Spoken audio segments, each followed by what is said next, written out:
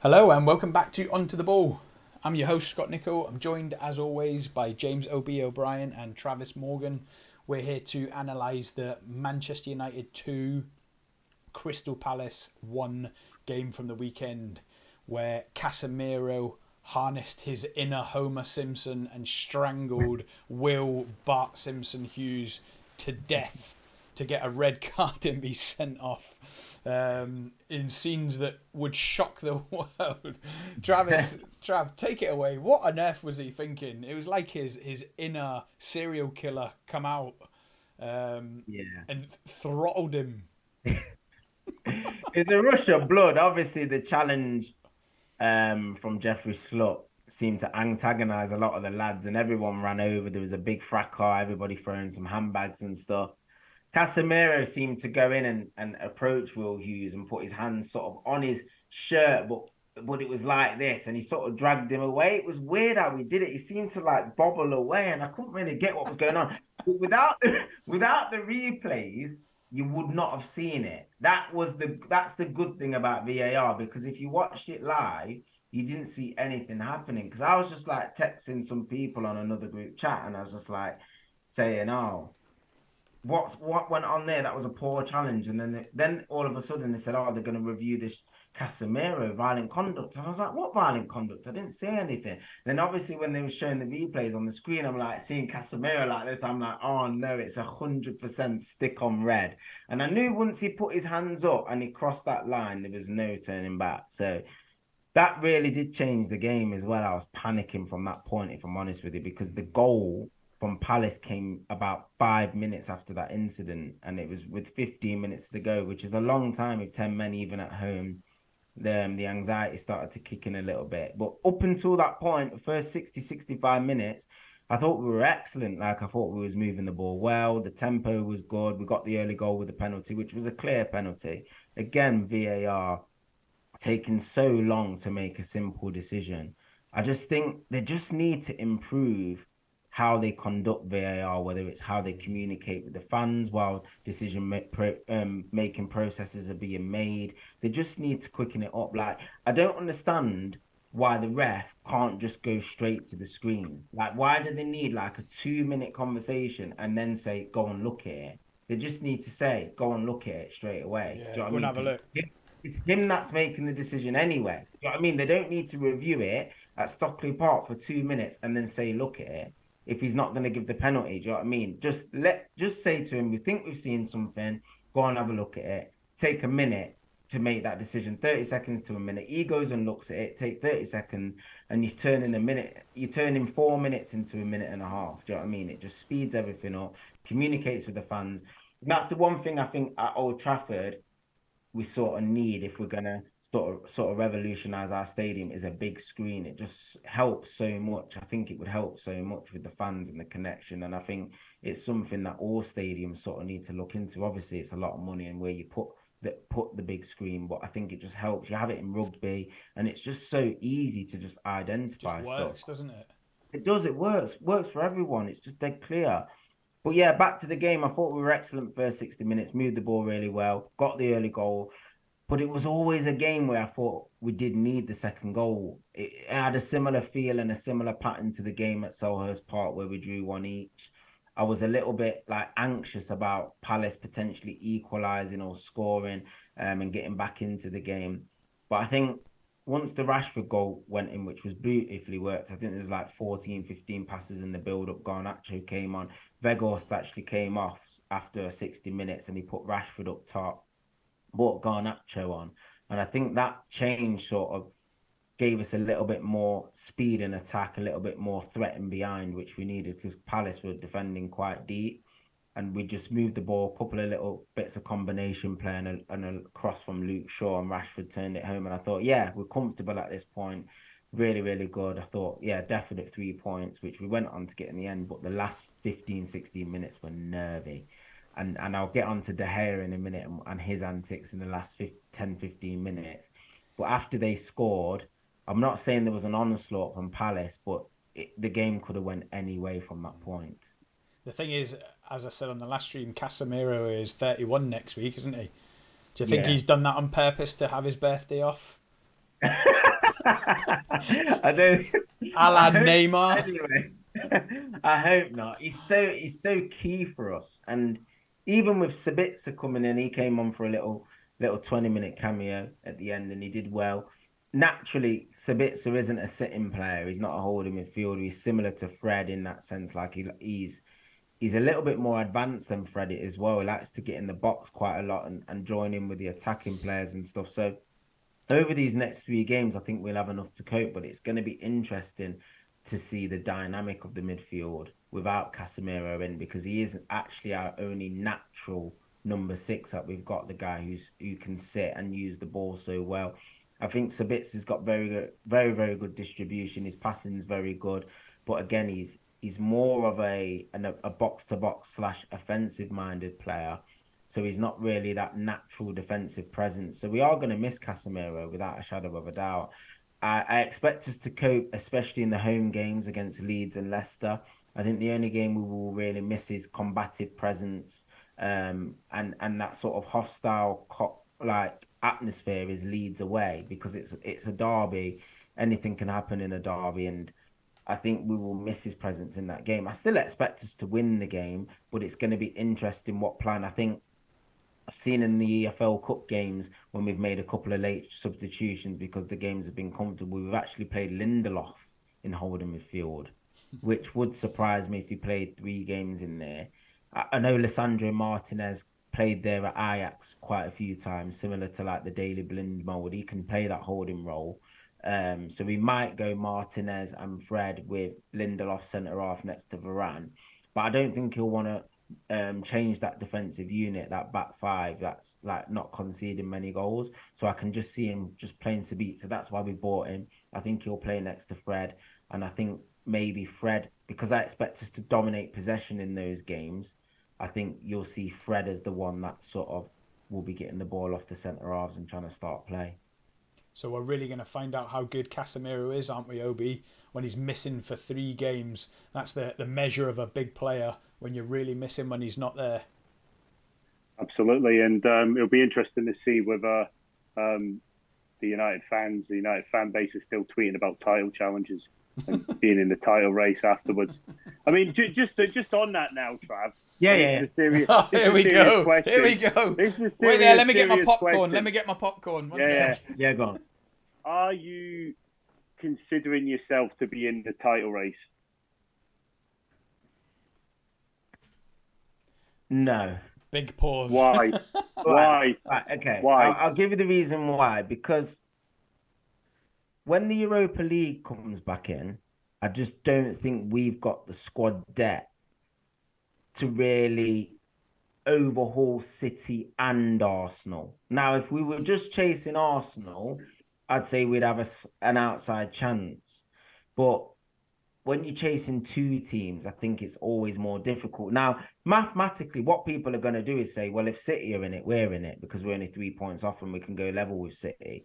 And people will say, well, there's no reason why United aren't in it. But surely Ten Hag will bin off the Europa League, Trav. He will. Of course he will. Bin it off. He will. He will. And then suddenly, you are, so by that very same thing, you are in the title race, then, aren't you? If he bins it off, you're in the title race. By your own reason for not being in it. We don't score. What we don't do is. Come on, give me an answer. Come on. All right. I'm saying no. I'm not saying no to. I'm not saying no to get out of it and protect myself. I'm genuinely saying no because we don't score enough goals when it matters. Like, does that make sense? Like the Palace game, that should never have been 1 each. Do you know what I mean? We've dominated most of that game. We don't kill teams off. Like Martial, again, didn't play Saturday, injured. He only played 20 minutes in the week. We've not got a reliable goal-scoring striker. I know Rashford's on an absolute unbelievable streak. But if he doesn't score, it worries me. Do you know what I mean? It does worry me. Like, Anthony doesn't score enough goals at the moment. Garnacho doesn't score enough goals. Sancho's just come back into the team. Martial can't stay fit. Vegas has scored 1 goal and he's just come in. So I'm not going to judge him on that. But, like, we haven't got enough goal scorers. Whereas City, when they're on it, everyone scores. Do you know what I mean? Mahrez will get you 10. Bernardo will get you 7. Foden will get you 10. Haaland will get you whatever he wants to get you. Do you know what I mean? Alvarez comes on and back. They've got the goals to make the difference in games. Do you know what I mean? Even though we might not lose games, we'll draw them 1 each, or we'll draw them 0-0, or do you know what I mean? And I think that's why that's Arsenal are doing so well, isn't it? You got Odegaard chipping in with goals. Partey is got Saka's the got odd 10, goal. Odegaard's got 10, they've got 10 Yeah, each. Xhaka, yeah. Martinelli's got like 4 or 5. Edin Nketiah has stepped up. He scored a couple against us. So it's like you said, goals change games. Do you know what I mean? You can But looking at the league table again, my view is right that them two teams above you have got to play each other twice. Now, a couple of draws in them games, which is not beyond the realms of possibility. You guys could be right in there. No, we could. And that stranger things have happened. Yeah, and that's got to be the aim now, and therefore that's got to be the keep winning the games, hope that they start failing. They've both lost this weekend, you've won. So you've got to be in it. You have another weekend like that, and you're right on top of them. And I know you want to defensively say you're not in it. Trav, just say you're in it so we can make a short and move on. Is that what you want from me, boy? Is that genuinely what you want? Is that what you want? No. We want you to have your opinion, mate. And if you don't think you're in it, and if you haven't got confidence in your team to see it through to the end of the season, mate, that's fair. No. The thing is, stranger things have happened. Do you know what I mean? We're playing well at the moment. Of course. We're on a very good run. Do you know what I mean? 13 home wins on the spin. Do you know what I mean? We're on a great run. Arsenal's the only game we've lost in about 16 games. Obviously, the draw to Palace and stuff. So stranger things have happened, but I just think it's just a little bit of a bridge too far. Do you know what I mean? If we didn't start the way we did, losing those first couple of games and stuff like that, then I think we'd be right in the mix. And obviously, that Arsenal game just gave that little bit of breathing space to them. Do you know what I mean? If we would have drawn at Arsenal and beat Palace, do you know what I mean? You would have taken another 3 points off Arsenal. Would have been right up there. Do you know what I mean? With them still to play each other, and I would have felt a little bit more optimistic. It's not impossible, but it's very unlikely. I think it's very unlikely because we're still 8 off Arsenal, and they've got a game in hand. And look how well look at the run we've been on. That's how far behind we were. Arsenal went on a fantastic run before they lost to Everton. Do you know what I mean? They was just blasting everyone. They've drawn 1 game, I think, apart from that Newcastle and one other. I can't remember now. And they've won the rest. Do you know what I mean? It's City style form. Liverpool, when they won the league, it's that kind of run Arsenal were on. Do you know what I mean? So it's going to take a lot for us to overhaul that. So again, I'm saying no because I just don't think that's likely. As much as I'd love it, I would absolutely love it if we came back and won this league. It would be unbelievable feeling. But I just think it's a bridge too far. Banter aside. There you go, Scott. There's your short. I would absolutely love it. He's done the Kevin Keegan. Kevin Keegan, innit? Let me get the headphones on, boy.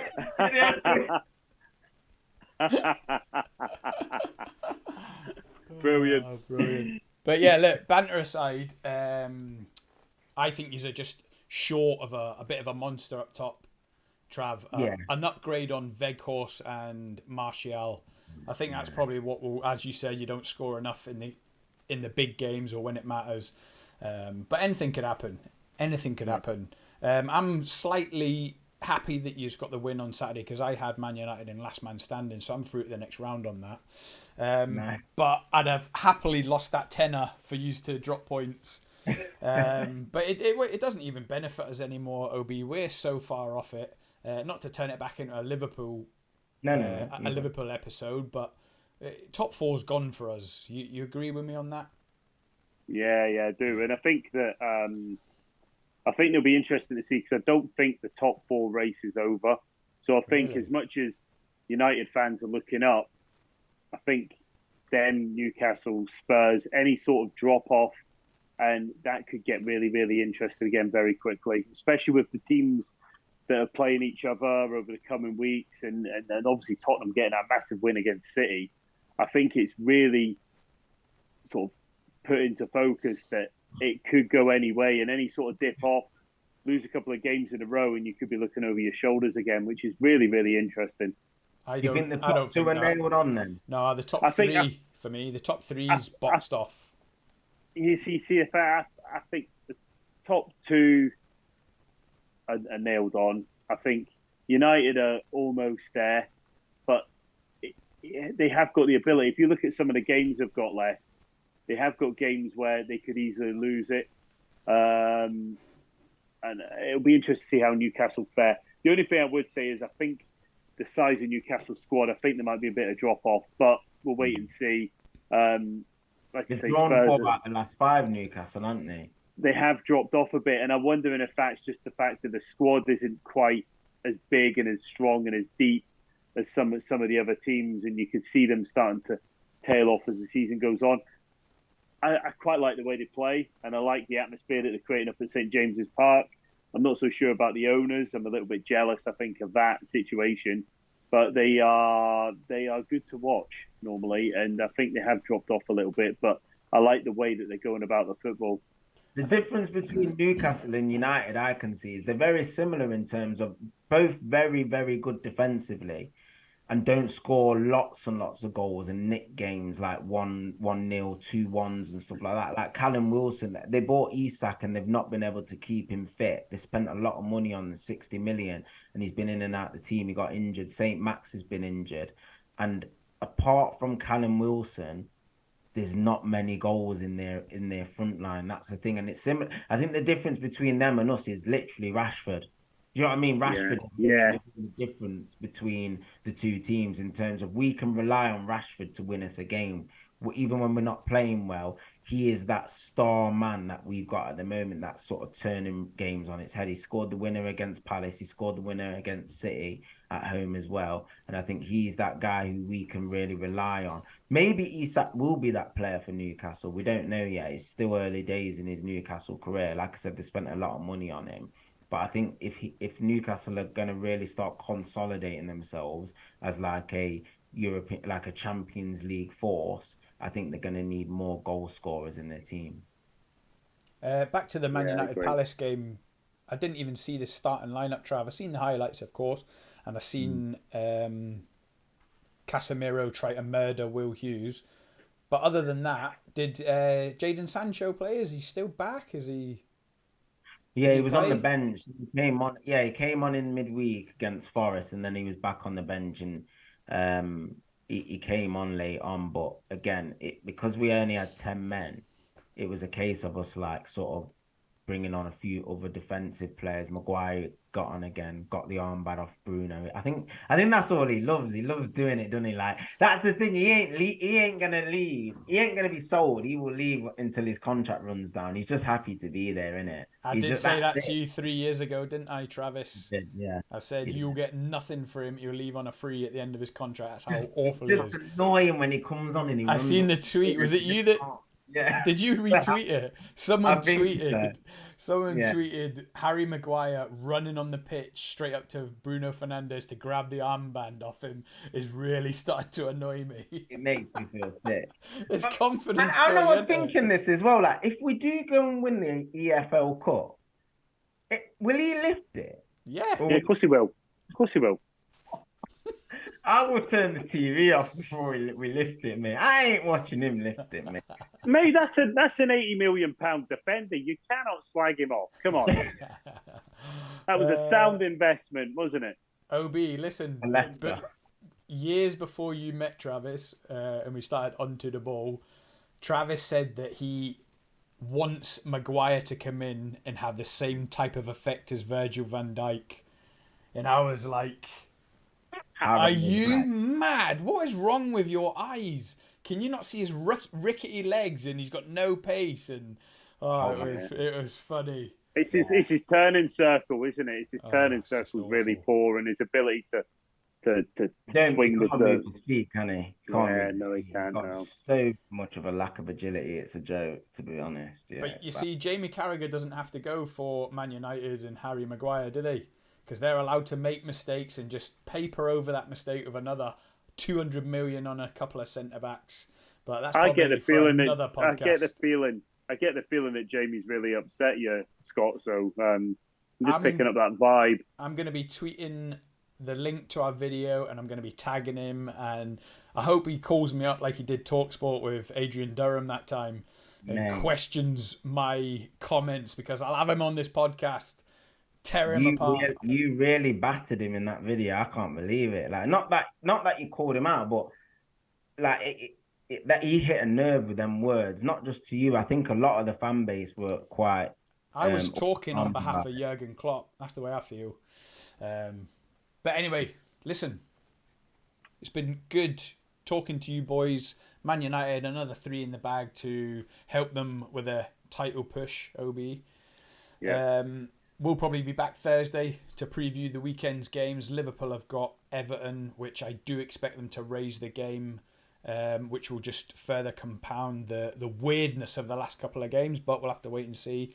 Trav, who have Man United got? And when is it? Leeds away on Sunday, because we play them Wednesday as well. So we would have played Leeds at home by the time the next podcast kicks in. So both in the league? Both in the league, yeah. Home and away? Reschedule. Remember, we missed 2 games when the Queen died. Most teams missed 1. So we missed 2. We missed Leeds and one other. I think it was City. And they both got rescheduled. So, yeah, we've got Leeds in the week Wednesday. I think we're sacked Jesse Marsh. Yeah. Oh, new get manager. Much easier. They need a new manager in quick. No, do you know who they new? Do you know who's taken over temporarily? It's that Chris Armas, who was Ranić's assistant.